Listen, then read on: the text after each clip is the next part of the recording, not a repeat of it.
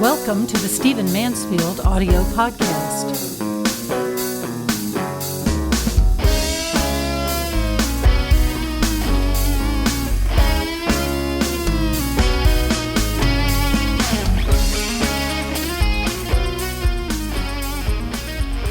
I want to address in this podcast the question I get asked almost more than any other than people asking me specifically about the topics of the books I write and what have you.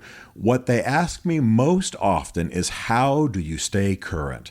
How do you keep up with the news? How do you master the information curve that you need to master in order to be, relevant, current, informed in our time? I think people are simply feeling overwhelmed by the amount of information out there that they feel like they need to know, and maybe a little bit incompetent in how to deliver it to themselves in a way that will allow them to master it and understand it. So let me just briefly tell you how I stay current. I use some unusual strategies. First of all of my news digesting I do on mobile devices.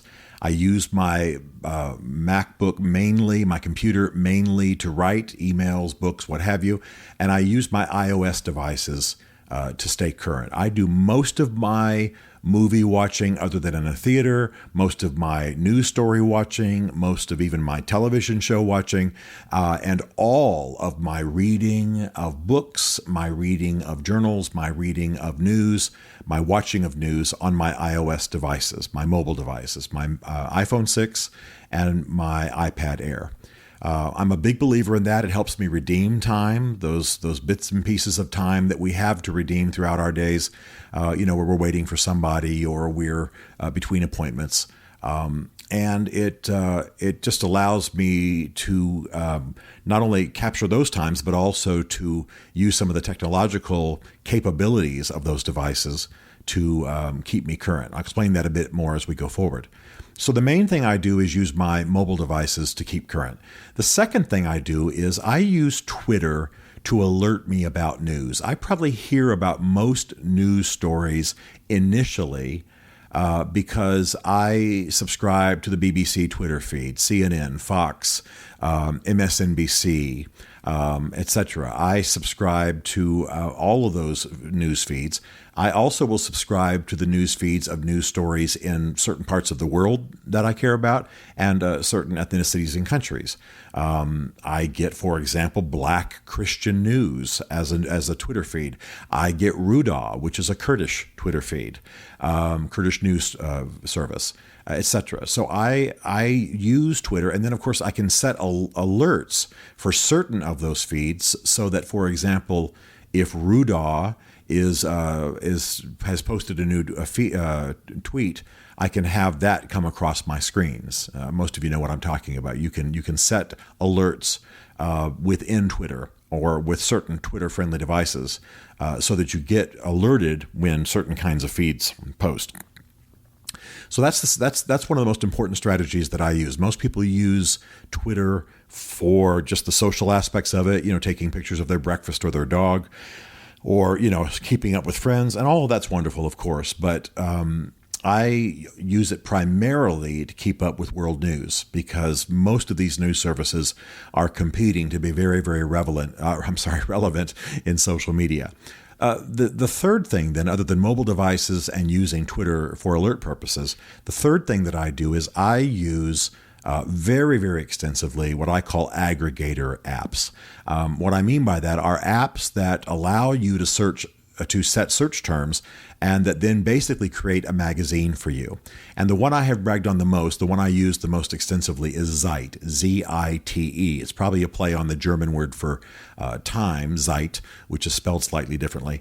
But I really, really love this app. Now, there are some others like it that I've mentioned before, Feedly and Flipboard, but I like Zeit the most. There's some scuttlebutt in the industry that it's going to go away, but I hope that day doesn't come. I'd have to mourn and grieve publicly because I extensively use Zeit. Let me just tell you quickly how it can work for you. You can put into Zeit almost any search category. They don't let you customize them, but they do allow you to use any of their, I think, 200,000 or 300,000 search terms. So I have in Zeit all kinds of current sort of search terms: Kurds, Kurdistan, ISIS, Islam. I might have a certain presidential candidate. I might have I have general news feeds, just the word news, and then I can do American politics. I can do American religion. I can do UK politics. I can do Middle East, etc. I can do Chile or Argentina. You can search extensively, and then you can do religion, politics, economics within those countries. So I have Zeit extensively set to basically be my research assistant on certain topics.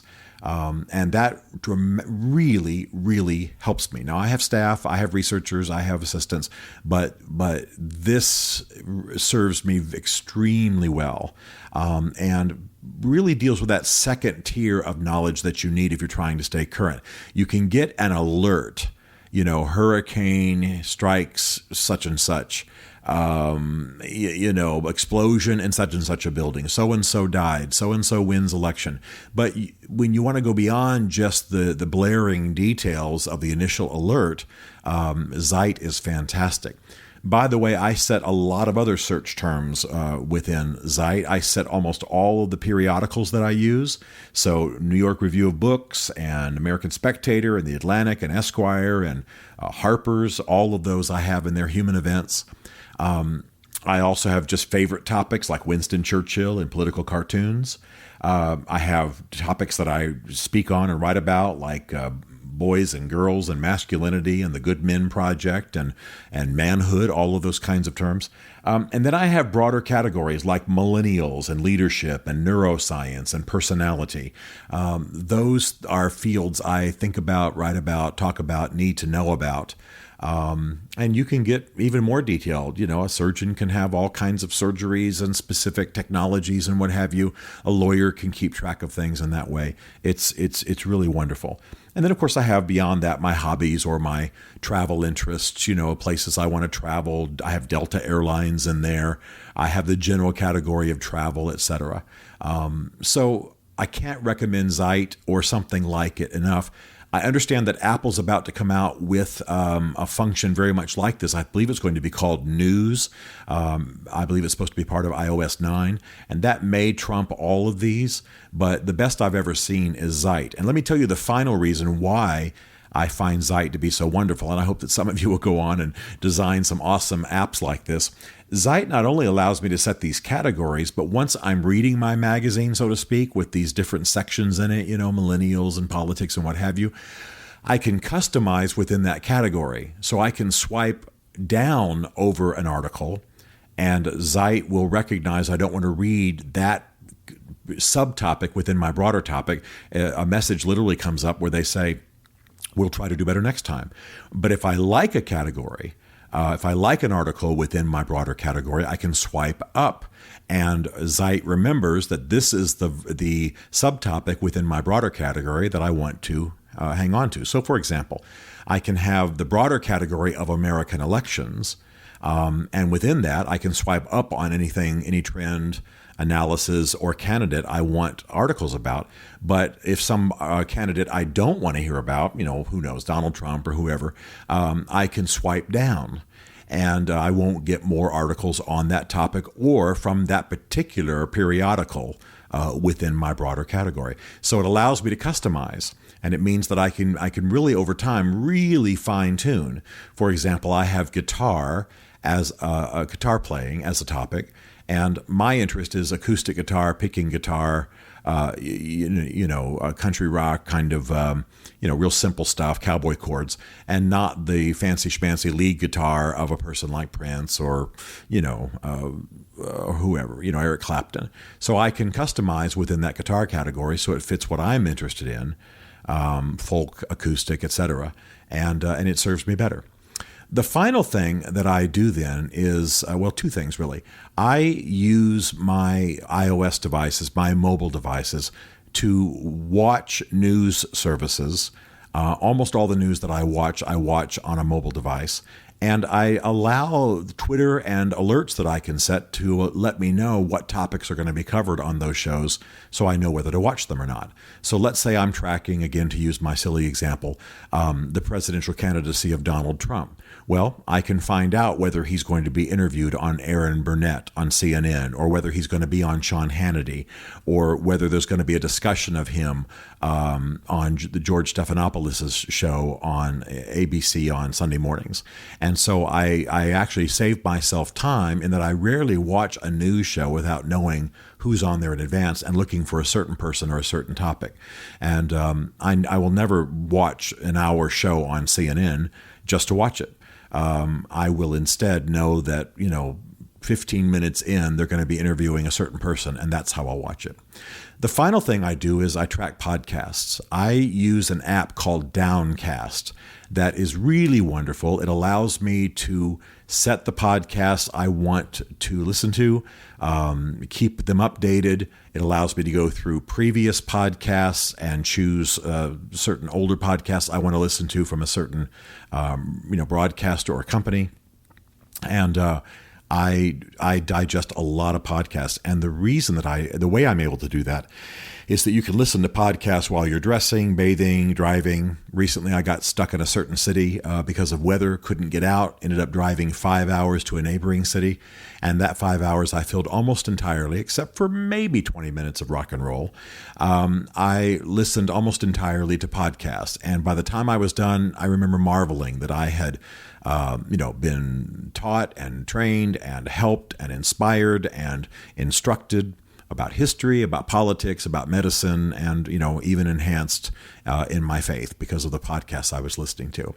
So these are my strategies. Use mobile devices, redeem scraps of time. I find lots of time redeemable in my day. I use Twitter for my alerts. And the cutting edge news. I use Zeit for almost everything else, from journalists to analysis to broad categories. And then I'll use BBC app, CNN app, Fox app to watch the shows, to get alerts about what's on the shows, to follow certain kinds of news feeds. And then finally, I use podcasts for analysis, for in-depth interviews with certain personalities in the news. And for that, I use an app called Downcast. You need to develop strategies for staying current. Not everybody has to be as current as maybe I have to be, because I might get called at any time for an interview or a comment or what have you, and I don't want to be an idiot, which I sometimes can be. But I think that most of us want to not only understand our world, we may be involved in changing our world. And today, there's so much information that you have to develop a strategy for staying current. Times of day, certain apps, certain devices, certain ways of digesting the information that you need. Stephen Mansfield is a New York Times best-selling author, a popular speaker, and a frequent faith and culture commentator on CNN, Fox, and the Huffington Post. His groundbreaking books on faith and society include The Faith of George W. Bush, The Search for God in Guinness, Mansfield's Book of Manly Men, and The Miracle of the Kurds.